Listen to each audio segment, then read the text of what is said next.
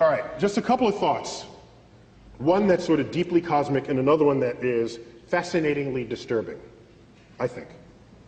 But you'll be the judge of this. Consider a couple of fundamental facts that has been gleaned in the past 60 years. That the ingredients, if you had asked your chemistry teacher 50 years ago, once you looked at that mysterious chart of boxes that sat in front of your class, the periodic table of elements, where did those elements come from? The chemistry teacher would actually not have an answer for you. They'll say, well, you dig them out of the earth. That's not where they come from. It took modern astrophysics to determine the origin of the chemical elements. We observe stars. We know what goes on in their center. They explode, laying bare their contents.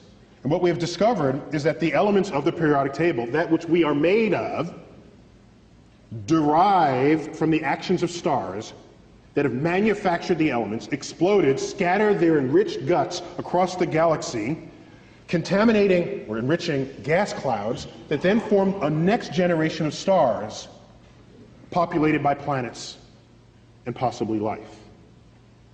And so, when you look at the ingredients of the universe, the number one ingredient is hydrogen. Next is helium. Next is hydrogen, helium, oxygen, carbon, nitrogen. Those are the top ingredients in the universe. So you say, well, okay, that's kind of cool. Well, and you look at Earth, because we like thinking of ourselves as special, we say, oh, we're special. Well, what are we made of? Well, what's the number one sort of molecule in the body? It's water. It's water. Well, what's water made of? H2O, hydrogen and oxygen. Hydrogen and oxygen. In fact, if you rank the elements in the human body, with the exception of helium, which is chemically inert, useless to you for any reason other than just to inhale it and sound like Mickey Mouse, you can't die from helium unless that's all you breathe. Number one in the human body is hydrogen. Matches the universe. Number two is oxygen. Matches the universe. Number three, carbon. Matches the universe. Number four, nitrogen. Matches the universe. And for each of us, the fifth element, other, is the same in both places. Okay? Other. So, we learned in the last 50 years that, of course, not only do we exist in this universe, it is the universe itself that exists within us.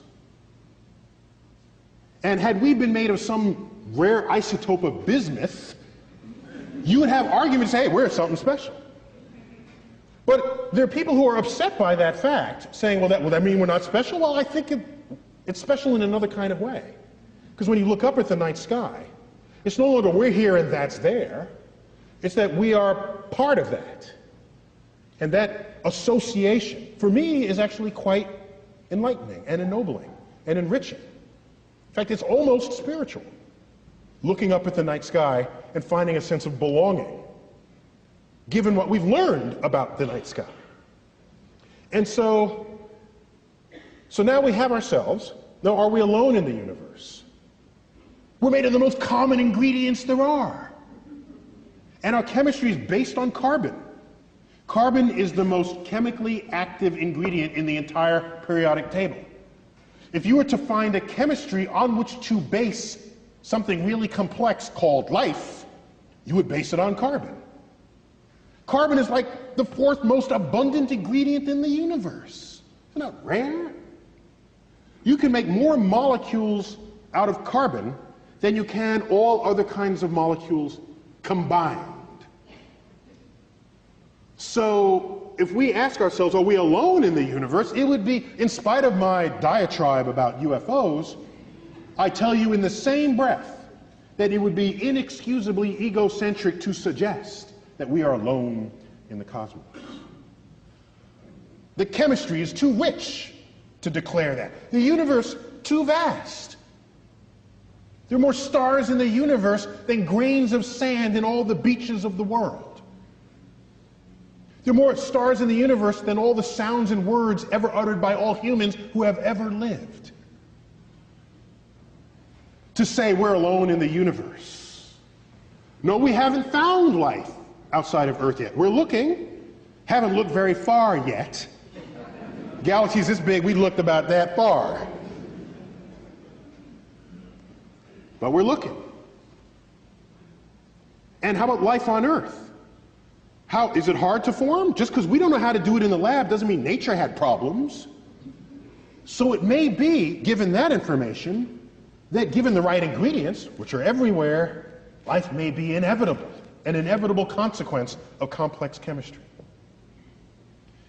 If that's the case, we look around our own solar system, we look at Mars. All the evidence suggests that Mars was once a wet, fertile place, an oasis. There are dried riverbeds and floodplains and river deltas and meandering rivers. It's all bone dry now. Something bad happened on Mars. Some knobs got turned in its environment that left it the way it is right now. Some bad knobs got turned on Venus, too.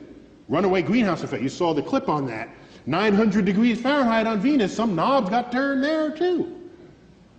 People say, why spend money up there when we spend it? Because up there we might learn about down here, okay? I don't want a runaway greenhouse effect here.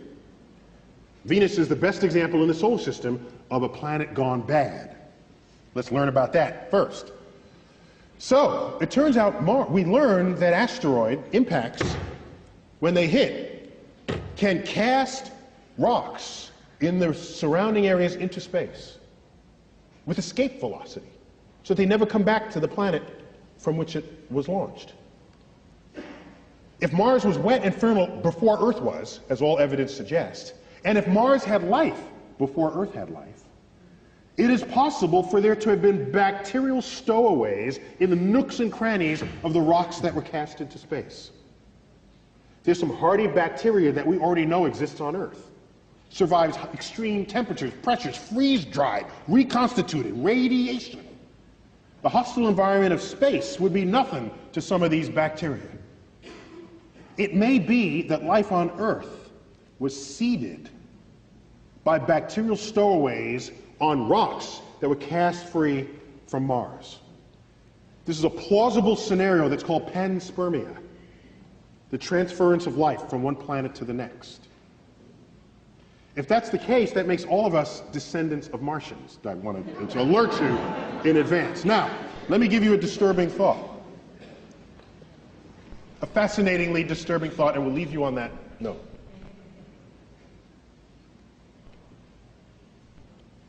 If you look at our closest genetic relative to human beings, it would be the chimpanzee. We share like 98+% identical DNA. We are smarter than a chimpanzee. So let's invent a measure of intelligence that make humans unique. Let's say intelligence is your ability to compose poetry, symphonies, do art, math, and science, let's say, okay? Let's make that as the arbitrary definition of intelligence for the moment. Chimps can't do any of that. Yet we share 98, 99% identical DNA. Okay? The most brilliant chimp there ever was maybe can do a little bit of sign language. Well, our toddlers can do that. Toddlers. So, here's what concerns me deeply. Deeply. Everything that we are that distinguishes us from chimps emerges from that 1% difference in DNA. It has to, because that's the difference. The Hubble telescope, that's in that 1%. Maybe everything that we are that is not the chimp is not as smart compared to the chimp as we tell ourselves it is. Maybe the difference between constructing and launching a Hubble telescope and a chimp combining two finger motions as sign language, maybe that difference is not all that great. We tell ourselves it is, just the same way we label our books optical illusions. We tell ourselves it's a lot. Maybe it's almost nothing. How would we decide that? Imagine another life form that's 1% different from us in the direction that we are different from the chimp. Think about that. We got 1% difference and we're building the Hubble telescope. Go another 1%. What are we to they? We would be drooling, blithering idiots in their presence. That's what we would be. They would take Stephen Hawking and roll him in front of their primate researchers and say, well, this one is like the most brilliant among them because he can do sort of astrophysics in his head. Oh, isn't that cute? Little Johnny can do that too. Oh, that's so nice. Oh, in fact, Johnny just did that. Let me get it. It's on the refrigerator door. Here he is. He did it in his elementary school class. Think about how smart they would be. Quantum mechanics would be intuitive to their toddlers. Whole symphonies would be written by their children and, like I said, just put up on the refrigerator door the way our pasta collages are on our refrigerator doors. So the notion that we're going to find some intelligent life and have a conversation with it? When was the last time you stopped to have a conversation with a worm? Or bird? Well, you might have had a conversation, but I don't think you expected an answer, all right? So, we don't have conversations with any other species on Earth with whom we have DNA in common. To believe that some intelligent other species is going to be interested in us enough to have a conversation? They'll look at our Hubble telescope and say, oh, isn't that quaint? Look at what they're doing. So I lay awake at nights wondering whether simply we as a species are simply too stupid to figure out the universe that we're investigating. And maybe we need some other species, 1% smarter than we are, for which string theory would be intuitive, for which all the greatest mysteries of the universe, from dark matter, dark energy, the origins of life, and all the frontiers of our thought would be something that they would just self-intuit.